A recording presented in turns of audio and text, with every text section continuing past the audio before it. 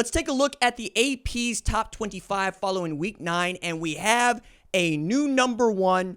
Oregon is the new number one team in the country. No number one team has remained number one for more than 3 weeks. So even this could be up for grabs. And I still think they got a tough opponent in Illinois that should test them, but not like, say, Ohio State, right? Which I still think is a great football team.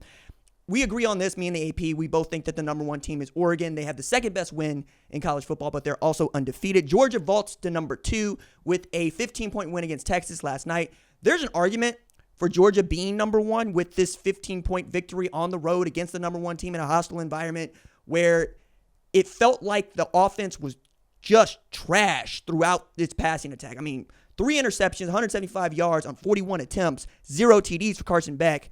Yeah, you got the 87 yards on 19 carries from Trevor Etienne, but it was the defense that showed out here. And Georgia just has those dudes. First round, everywhere you look. Michael Williams made himself a lot of money just beating up on Kelvin Banks, who did not surrender a sack all year until this game. They gave up 7 sacks against, or they got 7 sacks against Texas, and they give it up just 6 sacks all year. Number 3, Penn State. That's soft for me. They're undefeated, but you know what? They got to play Ohio State later in the year. That could be 3 versus 4. Ohio State gets Nebraska this weekend. Ohio State's at number 4. Texas number 5. Fine. That's fine, right? It also means that right now, Texas's best win is Oklahoma, and Oklahoma is not any good. As a matter of fact, Oklahoma and Michigan feel like they're playing the game without a quarterback. And those are your 2 best wins if you're Texas. So now you really got to hold up Georgia as the toughest opponent that you have played. And I'm not totally sure that we would like to see that matchup again, because it feels like all Georgia has to do is show up with an offense, and that game is a rout, because going down 23-0 against a Steve Sarkisian offense, I mean, goodness me, man, or with the Steve Sarkisian offense, we just didn't see that coming. And it seems to absolutely matter that Georgia has those guys on defense. Miami at number 6, they're undefeated. We think this is one of the best teams in college football, right? But I don't know. The way that Clemson's been playing late, the way that SMU has looked, the way that Pitt has looked, I think that Miami has shown that it can be beaten, and it feels like it's on borrowed time. Tennessee moves back to 7, 4 spots after their win against Alabama in what is one of the cool rivalries in the sport. Great day by Dylan Sampson, over 100 yards on the ground. He is the straw that stirs that drink. Nico Iamaleava figures out how to play quarterback at the level he was playing against not SEC teams. They could be really great going into the latter half of this year. Number 8, LSU, a decisive win against Arkansas, an opponent that had beaten Tennessee. I think Tennessee-LSU would be a great ball game. I'd like to actually see that in the college football playoff. I think that's a really cool game. Clemson at number 9. They are rolling since taking that 34-3 beating from Georgia. Iowa State at number 10. Dramatic come-from-behind victory against Central Florida. My goodness, man. All my man had to do was hold on to the football, and maybe Central Florida upsets Iowa State, but Iowa State moves to 7-0. BYU also at 11. They're 7-0. The top 2 Big 12 teams, BYU and Iowa State, just like we thought.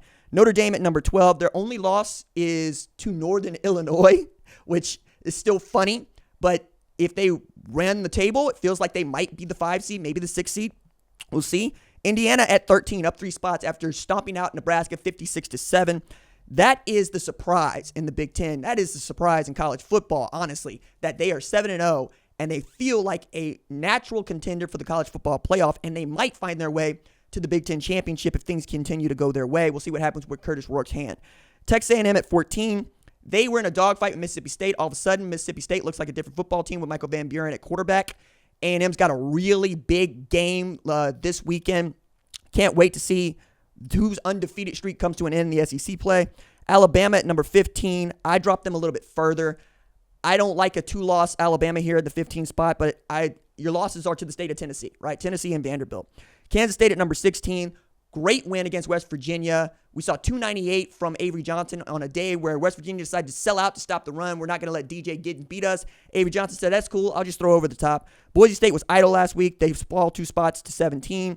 Ole Miss was idle last week. They stay at 18. Pittsburgh at 19, up a spot off a bye.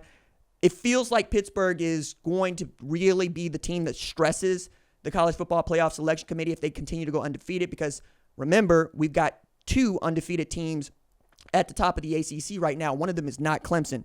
Illinois at 20, great win against Michigan. Michigan's not that good, but this was a really good win for Illinois, who had not been able to beat that team since 2009, and held them to just under 7 points, which is, again, pretty outstanding for Illinois. 21, Missouri, they come back to beat Auburn on the road. Not on the road.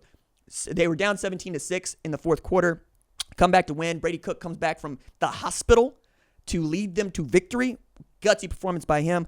SMU stomps out Stanford. They're 6-1. Their only loss is to BYU, which didn't look great at the time, but it's looking better as BYU continues to roll. SMU, another team that might actually make some noise in the college football playoff if they can get past the rest of their schedule. It feels like you got 4 teams that can play in that conference championship right now. Army 7-0, Navy 7-0. Both of those teams stomped out their opponents. I'm excited to see Vanderbilt here at number 25. First time we've seen Vanderbilt here since 2013. I mean, what can you say? Like, I put Colorado in this spot because I really enjoyed watching that team beat Arizona without Travis Hunter in the second half, 34-7. Decisive win for them. They're 5-2 for the first time since 2005. Joel Klatt was the quarterback of that team. That's how long it's been. But I could just as easily see 5-2 Vanderbilt right here, man. Vanderbilt with the win against Alabama has a better win than Colorado. I might end up going ahead and flipping that for next week if things stay the way that they are. But there are no easy wins in the SEC. As a matter of fact, every SEC team has taken a loss. Means that for the first time since 2007, every SEC team has lost a game before November. It's also the first year and the only year that we've had a 2-loss national champion in the BCS or college football playoff era. LSU, right? So we're getting to that spot where it feels like the SEC is who we think is great. As a matter of fact, I counted, 10 teams in this AP Top 25? Vanderbilt, goodness me, Missouri, Ole Miss, Alabama. Like, you keep going down the list, there are 10 undefeated teams. Not all of them are in the top 25, as evidenced by Liberty getting just the 1 vote down here. Washington State getting votes was also interesting. They got stomped out by Boise State, but that's their only loss right now. And then UNLV Boise State feels like a really big game for Mountain West supremacy. I think we're going to learn quite a bit about what this committee values, because it seems that we value the SEC more than we value any other league, which makes sense when you say it. But when you look up and you see that the first 3 number 1 ranked teams were all from the SEC, just passing the mantle down, right? Georgia to Alabama, Alabama to Texas. And you got to get to the best team in the Big Ten as your 4th option in Oregon. It's a team that also didn't show us a whole lot to start, but it feels like they're playing possum for a little while. They found their stride. But Georgia versus Oregon could be a really great postseason matchup, especially if Georgia figures out how to play a complete game of football on offense and defense. The same defense that shut out Texas in the first half on the road gave up 28 in the first 20 minutes against Alabama. Same Alabama that lost 40-35 to Vanderbilt.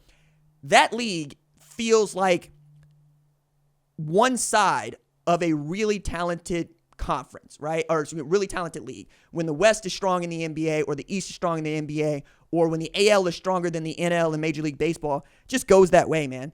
I'm going to pay attention to these next couple of weeks, especially as we get closer to November 2nd, where it feels like we're going to get past the point of no return for some of these teams to make their case for being one of the 12 best teams in the sport. But Oregon at 1, I'm fine with. Georgia at number 2. Again, I don't know what we're going to do with Penn State. If they get stomped out by Ohio State, I expect them to drop precipitously.